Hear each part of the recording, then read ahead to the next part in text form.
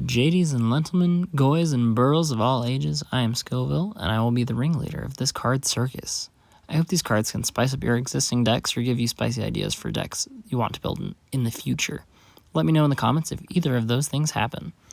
First up is Aura Thief. For 3 generic and 1 blue mana, you get a 2/2 flying illusion creature with, when Aura Thief is put into a graveyard from play, you gain control of all enchantments. Tired of Smothering Tithe? Any opponent's running Shark Typhoon, or maybe someone has a Nyx Bloom Ancient out?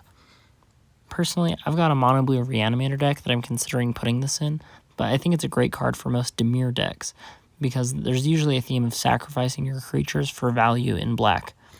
Or maybe you have a deck that wants to steal permanents. The art reminds me of a Power Rangers villain, so find a slot for this thing and make your board grow. Next is Ceasefire. 2 generic and 1 white mana get you an instant with target player can't play creature spells this turn. Draw a card. Most of the stacks pieces probably do this kind of thing better as far as limiting player actions, but people hate playing against stacks. Creatures are a massive part of most strategies in Commander, so being able to shut them off could win you the game.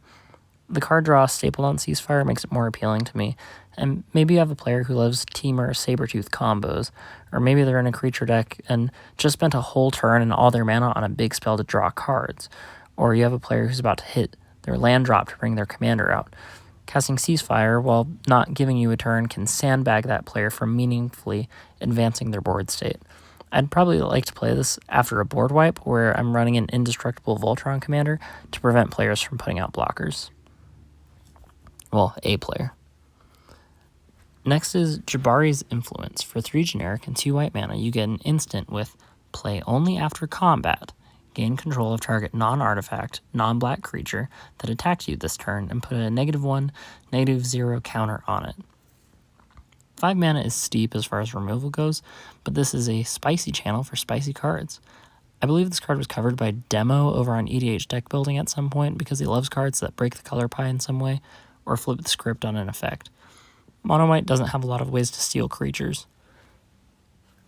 Notably as well, Jabaris Influence takes the creature forever.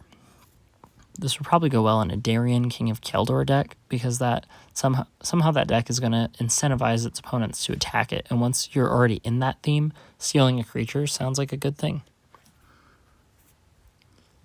Next up is Vendetta. For 1 black mana, you get an instant with destroy target non-black creature. It can't be regenerated. You lose life equal to that creature's toughness. This is in around 5,000 decks on EDH Rec. That's like 0%. I'm surprised it doesn't see more play as an efficient removal spell. Yes, there are drawbacks, but destroying a creature for a single mana is pretty powerful. Granted, with how popular black is as a color in Commander, maybe that's why this doesn't see the amount of play that I'd expect. Slot Mambo number 5 goes to Phyrexian Splicer. For 2 generic mana, you get an artifact with pay 2 generic mana and tap. Choose Flying, First Strike, Trample, or Shadow. Target creature with that ability loses it until end of turn. Another target creature gains that ability until end of turn. There are a lot of creatures with a lot of good abilities.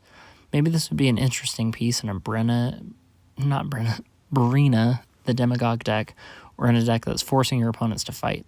The idea of stripping creatures of flying briefly sounds more pinpoint than just wiping the board for control every time.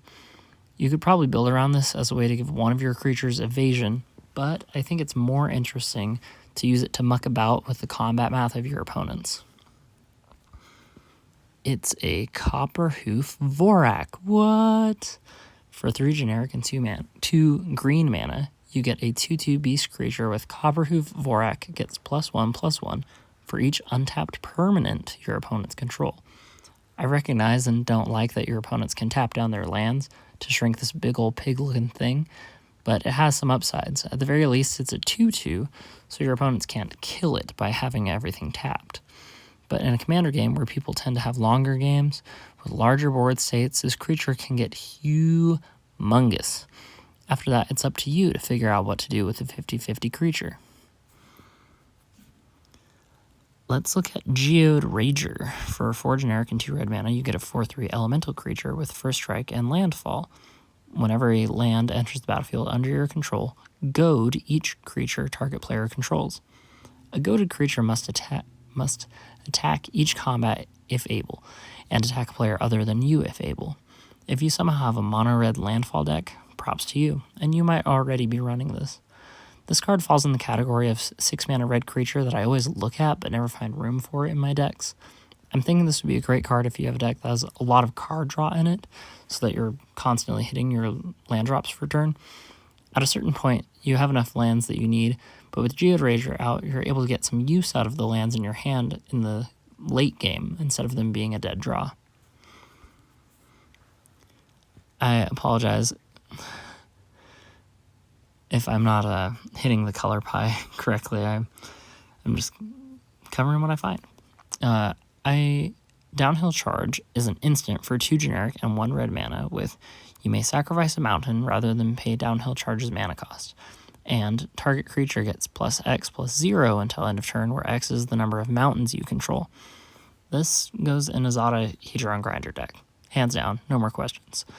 You may be familiar with Force of Will or Fierce Guardianship, but Wizards of the Coast has printed a lot of cards that skirt mana cost throughout time. I'm a big fan of combat tricks, and this one doesn't get much better. Next up is Tunnel Vision. For 5 generic and 1 blue mana, you get a sorcery with Name a Card. Target player reveals cards from the top of their library until the named card is revealed. If it is, that player puts the rest of the revealed cards into their graveyard and puts the named card on top of their library. Otherwise, the player shuffles their library. This card is around $2, and I wonder if it's because of Thassa's Oracle. I believe you can fail to find with the named card in Tunnel Vision. This is a strong piece to include in your decks if you already have a Thassa's Oracle lying around. And I love that this puts the rest of the revealed cards into the graveyard. A lot of the cards with this kind of effect have you shuffle your deck afterwards. Tunnel Vision might be a great fit if you have a Reanimator deck that needs a lot of creatures in the graveyard. And our final card goes to Cornered Market. For 2 generic and 1 white mana, you get an enchantment with players can't play spells or non-basic lands with the same name as a card in play. I'm thinking of this as another mean card to combo with Spike It. Spike It is an equipment that gives the equipped creature all names of non-legendary creatures. Rather than just having this as a random combo in a stacks deck, I would run Cornered Market and Spike It in a deck that is in a oops, all legendaries kind of theme, because that combo won't stop you from playing creatures if all of your creatures are legendary, but it will hinder your opponents greatly. Although I'm waiting for Wizards of the Coast to eventually print a set with only legendary creatures in it anyway. Well, that's it for now, and sorry if I sound terrible. I've been sick. Bye!